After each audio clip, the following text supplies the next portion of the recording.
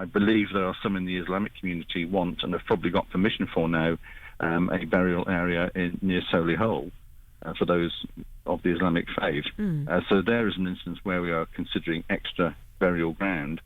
So why can we not in Coventry have, if we're talking about, for example, using great swathes of greenbelt for housing, why can't we consider a new burial area in Coventry? Well, there is a point Keith made actually on email. Bear with, I'll try and find it. He said about having woodland graves. He said we need more woodland planting to reduce the flood risk. Yeah, I just think the idea of recycling, although it's practical, is actually quite insensitive. We should have more respect for burial areas. I stood in the elections last year. I'm in my mid-50s and I look slightly like Jon Pertwee, the actor.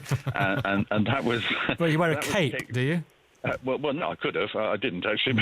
That was picked up by the local press. And actually, I found that helped me because it gave me a sort of, I can describe it, an unexpected sort of image that would actually help me on the doorstep. And in fact, as I was going around meeting people, one potential voter said to me, he says, "Oh, listen to you." He says, "You look like Doctor Who, so you're obviously a friendly face." And I found that fascinating, the sort of how people perceived me, never mind what my politics were, what my sort of opinions were. Well, Les, where was the constituency? This is Coventry, West Midlands, right, Coventry South. Coventry South. It's interesting how people perceive you, whether I was wearing a casual jacket or a suit. Immediately, that sort of image, inverted commas, changed the dynamics of the conversation on the doorstep. Yeah. It's the sticky up hair. That's what does it. I'm just looking at pictures of you. I tell you what, Mark, you're a fine-looking man.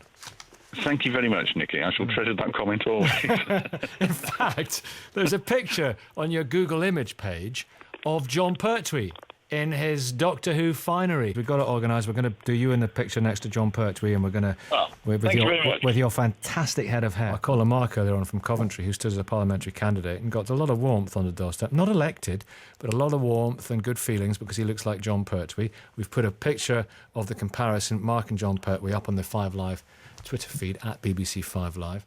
Mark Taylor, one-time UKIP chair in Coventry, now Conservative Councillor, tweeting and posting this afternoon. Hi Phil, Danish Government are doing now what other governments are starting to adopt, a tougher line on immigration issues. Maybe we'll see the destruction of the multi-European Schengen Agreement. This, of course, the agreement that basically stripped down all of our borders and allowed free movement all across Europe. And now Denmark, one of those countries that said, oh, hang on a minute, we're going to put our border back up again, and it could lead others to follow similarly, couldn't it? More of your thoughts, welcome on that. 81333. Start your text with CW on BBC Coventry this evening.